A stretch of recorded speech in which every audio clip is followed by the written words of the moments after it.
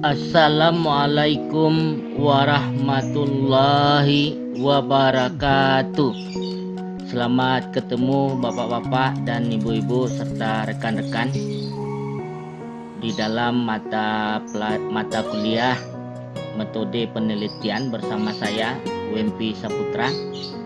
Pada kesempatan ini saya akan mencoba memaparkan mengenai penelitian deskriptif.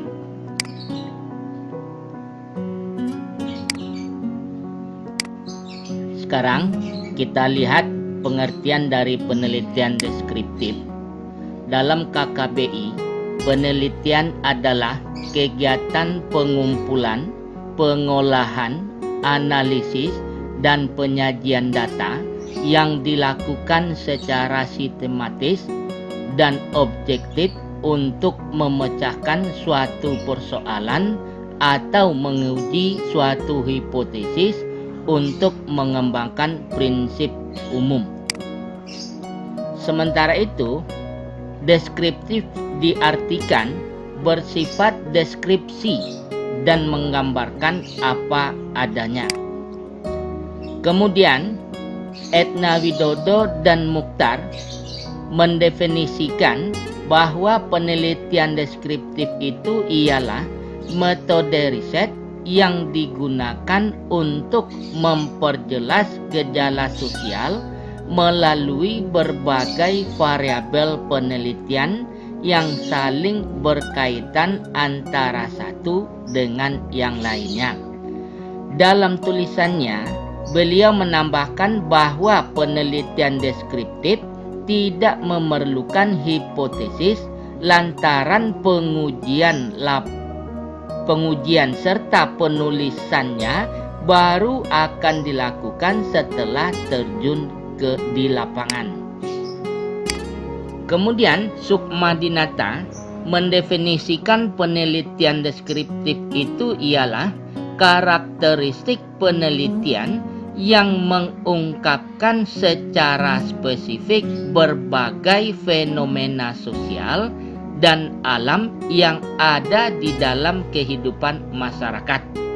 Spesifik yang dimaksudkan dalam hal ini adalah lebih dekat pada hubungan, dampak, dan cara penyelesaiannya yang diungkapkan.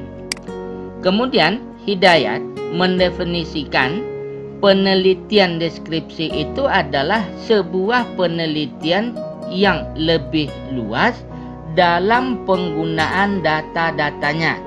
Maksud luas di sini dalam hal ini artinya lebih condong pada analisa yang panjang dari ujung sampai akhir. Penyelesaian dalam metode penelitian deskriptif inilah yang menyebabkan seseorang harus mempunyai komitmen yang kuat dari teori sampai ketika terjun di lapangan. Kemudian, menurut Sugiono, penelitian deskriptif itu adalah penelitian yang dilakukan untuk mengetahui nilai variabel mandiri, baik satu variabel atau lebih. Ini yang dikenal sebagai independen, tanpa membuat perbandingan atau menghubungkan dengan variabel lain. Kemudian Sugiono juga mengartikan deskriptif itu adalah metode yang berfungsi untuk mendeskripsikan atau memberi gambaran terhadap subjek yang diteliti melalui data atau sampel yang telah terkumpul sebagaimana adanya, tanpa melakukan analisis dan membuat kesimpulan yang berlaku umum.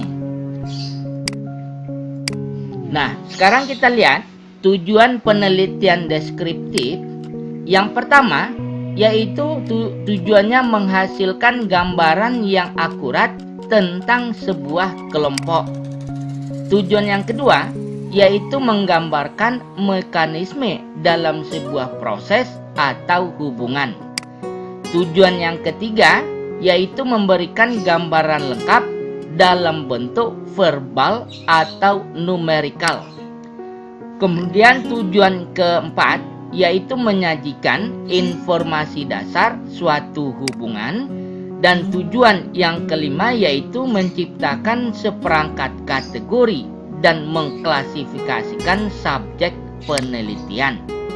Sedangkan tujuan yang keenam yaitu adalah menjelaskan seperangkat tahapan atau proses. Dan yang ketujuh yaitu menyimpan informasi bersifat kontradiktif mengenai suatu penelitian. Nah, dari pendapat para ahli tersebut, maka dapat kita ambil definisi sederhana penelitian deskriptif adalah metode penelitian yang proses pengumpulan datanya memungkinkan peneliti untuk menghasilkan deskripsi tentang fenomena sosial yang diteliti. Kemudian, melalui data deskriptif, peneliti mampu mengidentifikasi mengapa, apa, dan bagaimana fenomena sosial terjadi. Kemudian, metode penelitian deskriptif itu bertujuan untuk mendeskripsikan, menjelaskan, dan memvalidasi fenomena sosial yang menjadi objek penelitian. Nah, sekarang mari kita coba lihat mengenai kriteria penelitian deskriptif. Kriteria khusus metode penelitian deskriptif yang pertama adalah fakta-fakta ataupun prinsip-prinsip yang dipakai adalah mengenai masalah status. Kemudian kriteria yang kedua yaitu prinsip-prinsip ataupun data yang dipakai diungkapkan dalam bentuk nilai atau value. Kemudian yang ketiga untuk sifat penelitian ialah ex post facto. Oleh karena itu tidak ada kontrol pada variabel dan peneliti tidak mengadakan pengaturan atau manipulasi terhadap variabel. Variabel dilihat secara apa adanya. Di samping kriteria khusus, juga ada kriteria umum dari metode penelitian deskriptif, yaitu yang pertama adalah permasalahan yang dirumuskan harus patut terdapat nilai ilmiah serta tidak terlalu luas. Kemudian kriteria umum yang kedua yaitu data yang dipakai harus berupa fakta-fakta terpercaya dan bukan merupakan opini saja. Sedangkan kriteria umum yang ketiga yaitu harus terdapat deskripsi yang jelas tentang tempat serta waktu saat penelitian dilakukan. Sedangkan yang keempat, kriteria umum dari metode penelitian deskriptif adalah standar yang dipakai dalam membuat perbandingan harus memiliki validitas. Sedangkan kriteria yang kelima yaitu untuk tujuan penelitian harus diungkapkan dengan tegas dan tidak terlalu umum. Nah, yang keenam, kriteria umum yang keenam yaitu hasil dari penelitian harus berisi secara detail yang digunakan baik saat pengumpulan data ataupun saat menganalisis data serta studi kepustakaan yang dilakukan. Berikut kita lihat mengenai keuntungan dan kekurangan penelitian deskriptif. Yang pertama kita lihat keuntungan penelitian deskriptif. Keuntungan penelitian deskriptif yang pertama yaitu metode riset deskriptif mampu menganalisis isu atau topik yang sulit atau tidak bisa diukur secara numerik. Kemudian keuntungan yang kedua, yaitu metode riset deskriptif mampu melakukan pengamatan dalam setting sosial yang natural dan apa adanya. Kemudian keuntungan penelitian deskriptif yang ketiga, yaitu metode riset deskriptif memiliki potensi untuk mengkombinasikan penelitian kualitatif dan kuantitatif. Sedangkan yang keempat keuntungannya, yaitu tidak memakan waktu dibandingkan dengan eksperimen kuantitatif. Nah, di samping mempunyai keuntungan, penelitian deskriptif juga mempunyai kekurangan. Di antaranya yang pertama adalah metode riset deskriptif tidak bisa signifikansi temuan penelitian secara statistik. Kekurangan yang kedua, yaitu metode riset deskriptif rentan terhadap bias karena kental nuansa opini subjektif. Sedangkan kekurangan yang ketiga, yaitu metode riset deskriptif sulit diverifikasi ulang karena sifatnya yang observasional dan kontekstual. Dan yang keempat, yaitu studi deskriptif tidak membantu dalam mengidentifikasi penyebab dibalik fenomena yang dijelaskan. Nah, sekarang mari kita lihat mengenai langkah-langkah umum yang harus atau yang bisa kita lakukan di dalam penelitian deskriptif.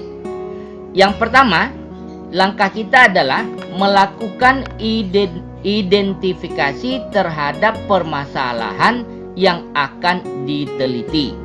Nah, di sini pastikan permasalahan tersebut layak untuk diteliti. Yang kedua, langkah kita adalah menentukan perumusan masalah dengan jelas. Langkah yang ketiga, yaitu menentukan tujuan dan manfaat dari penelitian. Yang keempat, yaitu melakukan studi pustaka sebelum mengkaji permasalahan yang dipilih. Nah, ini supaya kita sebagai peneliti mengerti betul dengan permasalahan yang diteliti.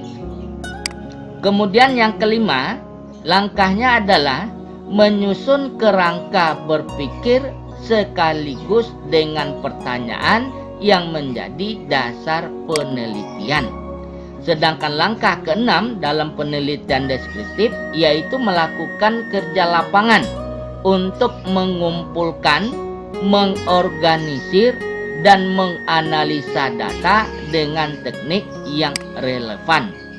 Sedangkan langkah yang ketujuh yaitu memberikan interpretasi terhadap data yang diperoleh dan masalah yang diteliti. Kemudian yang kedelapan langkah penelitian deskriptif yaitu memberikan juga generalisasi sekaligus deduksi dari data dan hipotesa yang diteliti. Dan terakhir langkahnya yang kesembilan yaitu membuat laporan penelitian dengan cara ilmiah. Nah, jenis-jenis metode penelitian deskriptif. Yang pertama yaitu metode survei. Nah, metode survei ini merupakan suatu penyelidikan yang dilakukan untuk mendapatkan fakta-fakta dari gejala-gejala yang ada dan mencari keterangan-keterangan secara faktual. Kemudian yang kedua yaitu metode deskriptif kesinambungan. Nah, maksudnya adalah metode ini dilakukan secara berkesinambungan demi mendapatkan pengetahuan yang menyeluruh tentang suatu fenomena yang diteliti.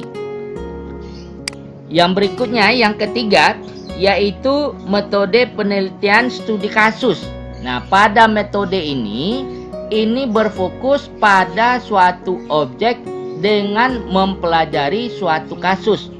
Nah, studi kasus bertujuan untuk memberikan gambaran yang rinci mengenai latar belakang, sifat, serta karakter khas dari suatu kasus untuk kemudian dihubungkan dengan hal yang bersifat umum. Sedangkan yang keempat, metodenya itu adalah penelitian, analisa, pekerjaan, dan aktivitas.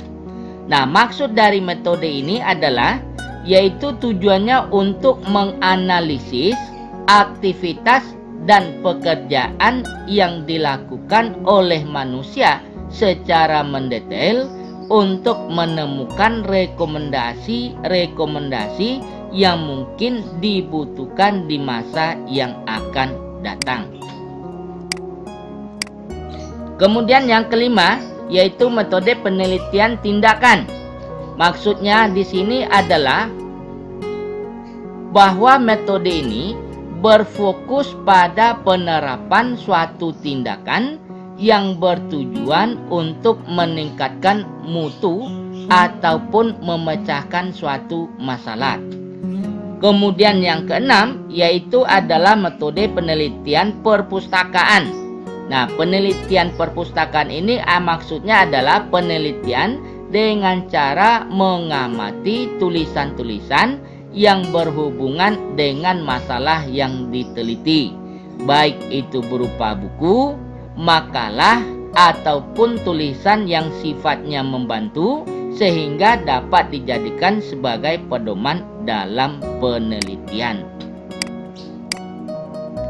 Kemudian yang ketujuh yaitu penelitian komparatif. Maksudnya adalah metode penelitian yang melakukan perbandingan.